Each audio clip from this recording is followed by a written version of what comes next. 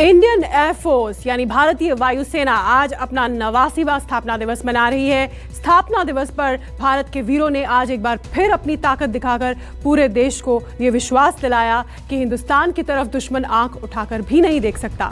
Hindon airbase पर Rafale, Sukhoi, MiG, Apache जैसे कई फाइटर्स ने अपनी ताकत दिखाई। आप भी देखिए भारत की वायु शक्ति की ये तस्वीरें।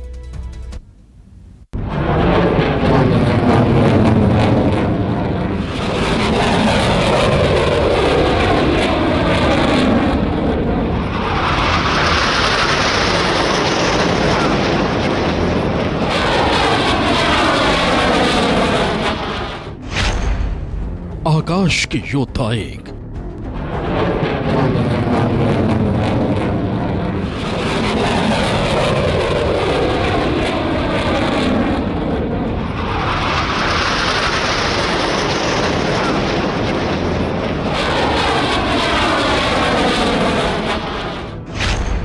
आकाश के योद्धा दो।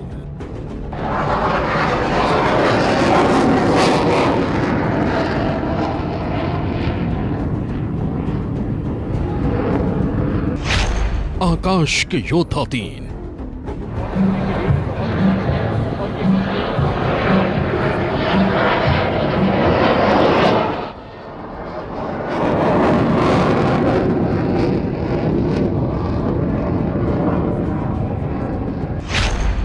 आकाश के योद्धा 4।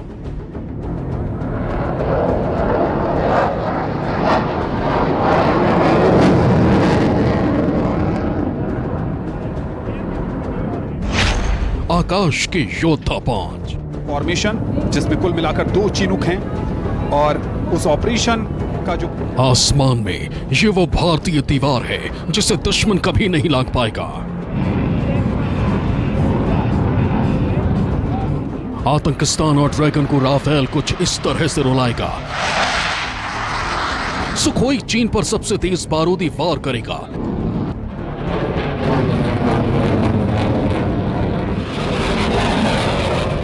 अगर दुश्मन की आर्मी फिर भी बच गई तो तेजस, मिग और मिराज उसे मिट्टी में मिला देंगे। भारतीय वायुसेना ने आज अपना 89वां स्थापना दिवस मनाया। वायुसेना प्रमुख एयर चीफ मार्शल विवेक राम चौधरी, नौसेना प्रमुख करमबीर सिंह, सेना प्रमुख general Manoj Mukund Naravane, chief of defence staff general Bipin Rawat वायुसेना दिवस के मौके पर गाजियाबाद के हिंडन एयरबेस पर हुए भव्य कार्यक्रम में शामिल हुए।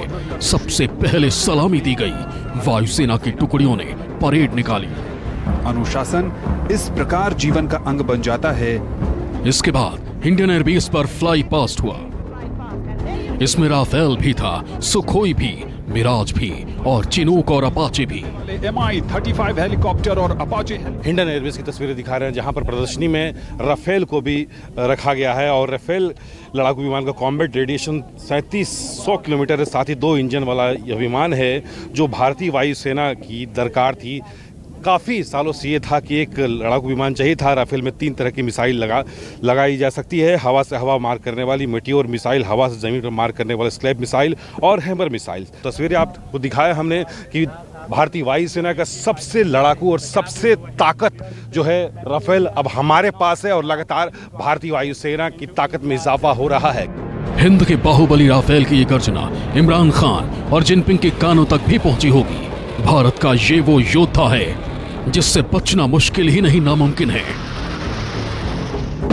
लड़ाकू विमान अपनी प्रदर्शनी कर रहे हैं। सबसे अहम यहाँ पर जो है राफेल और Su-30 का यहाँ पर है।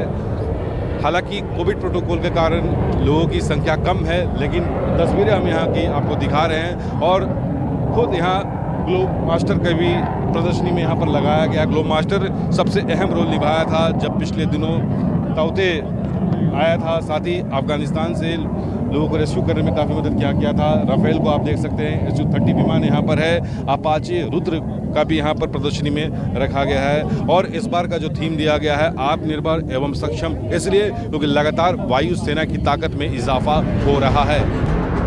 नीचे आसमान में सुखोई की गर्जना बता रही थी कि हिंदुस्तान की तरफ कोई आंख उठाकर नहीं देख सकता। मिराज और मिग की ताकत इस बात का एहसास करा रही थी कि इंडियन एयरफोर्स दुश्मनों को नेस्तनाबूद करने का पूरा दमखम रखती है। विंग कमांडर आशीष हमारे साथ मौजूद हैं बात करने के लिए। सर, इस बार का जो थीम रहा सक्षम, आत्मनिर्भर एवं सक्षम, क्या खास है सर? जैसे कि आपने कहा कि आत्मनिर्भर और सक्षम, ये थीम इंडियन एयरफोर्स ने चुनी है इस बार के एयरफोर्स डे के लिए। तो ये एक मैसेज है कि हम आत्मनिर्भर बनना चाहते हैं और सक्षम बनना चाहते हैं। एयरफोर्स का हमेशा प्रयास यही रहेगा कि हम हमारी कैपेबिलिटी ऐसे बना के रखें कि जो भी चैलेंजेस इस देश के सामने आ रहे हैं उनको हम सामना कर सकें और उनको जवाब दे सकें। इसके बाद वो चिनूक और अपाचे भी नजर आए, जो बड़े ऑपरेशन करने में माहिर माने जाते हैं। भारी भरकम तोप को उठाकर लेकर जाना हो या कम समय में जवानों को एक जगह से दूसरी जगह पहुंचाना, इसे ये पलक झपकते ही अंजाम दे सकते हैं। हरक्यूलिस और ग्लोब मास्टर आसमान में थे और जमीन पर लोग दांतों तले उंगली दबाकर बैठे थे। अपनी रोमांचक गतिविधियों को लेकर सबसे LAC पर चीन से टेंशन के बीच बने एयरफोर्स डे से दुश्मन को साफ संदेश दिया गया है कि अगर किसी ने गलती की तो पहला जवाब इंडियन एयरफोर्स ही देगा। Pawan Mishra, Indian airbase, news 24। Prime time exclusive आप देख रहे हैं। एक छोटा सा ब्रेक और ब्रेक के बाद हम बात करेंगे हाइब्रिड टेरर की। देखते रहिए न्यूज़ 24।